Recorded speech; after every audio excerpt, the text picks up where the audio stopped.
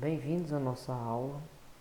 Então, hoje eu vou trabalhar com vocês justamente esse assunto de sustentabilidade, partindo do conceito, né, de que nos últimos anos, nos últimos séculos, eu poderia dizer, o homem ele tem intensificado o processo de produção. E nessa busca por cada vez mais aumentar esse processo de produção, ele tem gerado uma carga muito grande sobre a capacidade da natureza. Então aqui eu faço uma observação, né, sobre os limites que o planeta Terra tem. Então, nós vivemos num sistema econômico conhecido como capitalismo, né, em que a natureza ela é um mero instrumento, né, como utilizada como fonte de recursos para que o homem ele atinja o seu objetivo, né, que é aumentar, produzir e obter lucros. Então essa é uma visão, né, justamente em que o planeta é utilizado como um instrumento para se atingir um objetivo. Então esse sistema econômico é baseado, como eu já expliquei em aulas anteriores sobre o capitalismo, num sistema de propriedade privada, né? E o objetivo é o lucro. Então, para isso, o homem extrai o máximo que pode da natureza.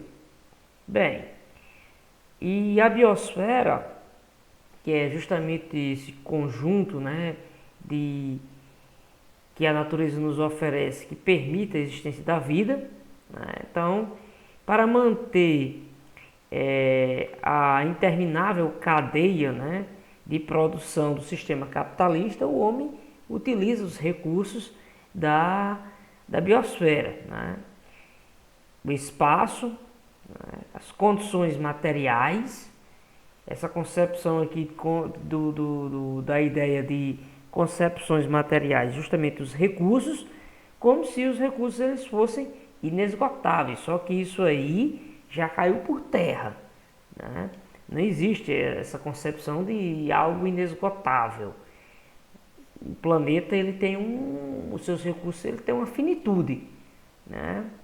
E aí a sociedade capitalista, que é baseada na sociedade de consumo, em que busca cada vez mais a, a indústria, né, da produção, utilizando-se da indústria da propaganda, vende para as pessoas um ideal de consumismo, em que as pessoas elas têm a ideia, é passado para nós consumidores a ideia de que só vivemos, iremos atingir uma felicidade plena no sistema capitalista se consumirmos os produtos que nos oferecem, certo? E a partir de então passa-se a buscar-se cada vez mais atender essa necessidade do consumismo, certo? Então as pessoas com essa venda, né, de ideias de que se você consumir, você é feliz, em que os produtos, como por exemplo celulares, carros, né, só simples exemplos, roupas, certo? Esses produtos é o que traz uma sensação de realização, certo? Então tudo isso é lógico, nos é vendido sobre um forte marketing, né? Utilizando como meio para chegar até nós os veículos de mídia, certo? Que massivamente são utilizados para propaganda. Então aí filmes, a indústria de Hollywood, as telenovelas, né? Então tudo isso passa para nós um ideal, né, de felicidade por meio do consumismo. Bom, então aí, né, há algumas charges, certo, da desigualdade, né, enquanto você vê que uma criança com vários ovos de Páscoa, né, aqui muita um excesso, né, de ovos de Páscoa, de chocolate, a outra, né, aqui praticamente comendo barro. Né? Então isso reflete o que? A desigualdade, porque o sistema capitalista, ele não é igualitário. Então vai ter algumas pessoas vão atingir esse índice de consumismo, outras não atingem esses recursos necessários para você ser consumista, né? E aí simplesmente fica à margem da sociedade, né? E daí dessa desigualdade é que também existem os problemas não só ambientais, mas também sociais, como um exemplo clássico é a violência, né? Se você pegar o número de pessoas que entram no mundo, por exemplo, do tráfico de drogas, geralmente, né, existe ali um grupo, né, que é bem mais comum, né? Como exemplo, os jovens, né? Os jovens de 16 anos, 15 anos, né? Geralmente é essa clientela que o tráfico tem. Bem, e também aqui há o aspecto ambiental, né? Que esse consumismo exacerbado gera então uma sobrecarga no planeta, que não consegue mais absorver toda essa produção. Se existe uma produção, também vai existir uma quantidade de detritos, né, que é justamente o lixo que sobra, né? Um exemplo, quantos milhões de celulares não existem no mundo hoje? Milhões não, bilhões, né? E pergunta, esses celulares, porque o ciclo de existência dele é pequeno. Digamos aí, as pessoas ficam mudando de modelo de celular constantemente, 1 ano, 2 anos no máximo, já querem mudar o celular. E aí? Né? Esses celulares vão para onde? Né? O planeta essa demanda, né, de baterias, de tudo mais, né? Para onde está indo esses celulares que são descartados? Né? Então existe uma produção de lixo muito grande. O homem, então, ele tem enfrentado problemas com essa grande demanda, essa produção desenfreada. Um dos primeiros problemas aqui, eu cito para vocês o efeito estufa, né? Que é o efeito estufa, inicialmente, eu quero dizer que ele é um efeito normal, é um efeito natural do planeta. O planeta ele retém calor justamente até para a existência da vida. Porém, o que o homem ele provocou foi uma intensificação desse processo. Então, e aqui o que acontece, né? Que a diferença de temperatura, né, entre o dia e a noite na Terra, né, não sejam tão grandes. Então esse efeito estufa mantém ali, estou falando aqui o efeito estufa natural, mantém um equilíbrio.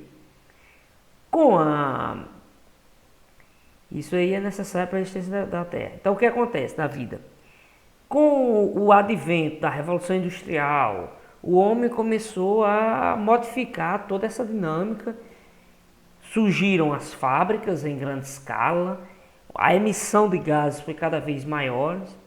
Daqui a pouco, após a primeira Revolução Industrial, vem a segunda Revolução Industrial, que o principal produto da segunda Revolução Industrial é o carro, é o automóvel. E milhões e bilhões de carros são produzidos no mundo, existem emitindo gases do efeito estufa. Ao mesmo tempo, o homem ele expandiu o crescimento das cidades, né? Crescendo-se as cidades, a grande população que existe no mundo hoje também tem uma grande demanda por alimentos, e isso faz com que justamente venha aí uma certa consequência, crescimento das cidades, necessidade por mais alimentos, tudo isso vai gerar então o que? Desmatamento, né? Então as pessoas vão ter que produzir mais, né? E vai ter que desmatar áreas que antes eram cobertas por florestas, certo? Juntamente com isso vem a prática das queimadas e, meu amigo, o processo de efeito estufa ele perdeu o controle. O que acontece então é que o homem, com toda essa modificação que aconteceu, principalmente nos últimos 200 anos, né, o homem ele intensificou o fenômeno natural do efeito estufa. E aí nós temos a cada vez mais um aquecimento, certo? E aí tá aqui, olha, uma gravura, né, para vocês observarem bem, certo? O que foi que aconteceu nos últimos tempos, né? Um grande crescimento aqui da malha urbana, as cidades, então, ficou uma grande concentração aí de concreto, cidades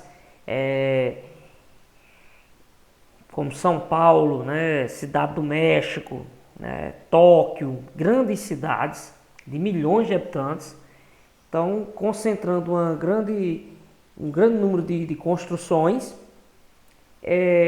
Ao mesmo tempo, você tem também uma grande concentração de indústrias emitindo aí fuligem, né, fumaça, e ao mesmo tempo, né, que esses espaços aqui eles vão tomando o espaço de áreas naturais, né?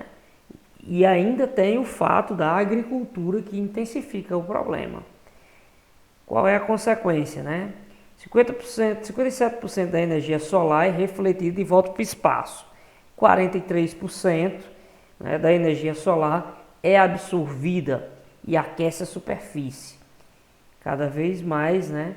Então, a superfície aquecida emite calor na forma de raios infravermelhos. Então, isso aqui ela reflete. Com a formação dessa camada aqui de fuligem, né, de poluição, cada vez menos essa energia solar que era antes refletida vai ficando cada vez mais, né, retida aqui dentro desse espaço da atmosfera, né, o que vai provocando então uma intensificação do efeito estufa.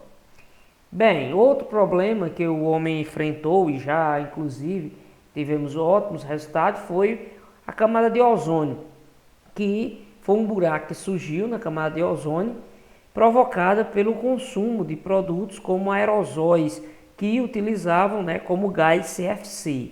Ocorreu uma campanha mundial, né, para substituição dos CFCs, né, e simplesmente ocorreu uma modificação na indústria. Então, principalmente a indústria de desodorantes, a indústria voltada para a parte de refrigeração, começaram a substituir esse gás, né?